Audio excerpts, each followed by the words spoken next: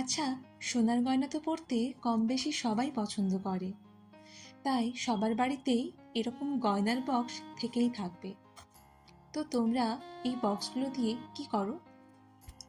আমার বিয়ের পর এরকম অনেক বক্সই ফাঁকা থেকে গেছে, কারণ পরে সোনার গয়না তো আর আলাদা আলাদা বক্সে রাখা হয় না।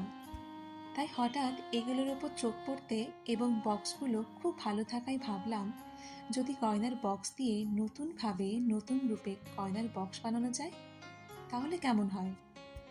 আমি গয়নার সাথে সাথে নতুন নতুন গয়নার বক্সের প্রতিও অবসেসড, তাই এই বক্সটি আমি একটু অন্যরকম বানাতে চেয়েছিলাম। তাই পুরো বক্সটাকে জুট দিয়ে র্যাপ করে ক্লের কাজ করেছি আর একটু ভিনটেজ লুক দেওয়ার চেষ্টা করেছি। তোমরা জানিও আমার এই বক্সের সাথে সাথে আমার এই আইডিয়াটা তোমাদের কেমন লাগলো। আজ তাহলে আসি, দেখা হবে পরের ভিডিওতে নতুন কিছু নিয়ে।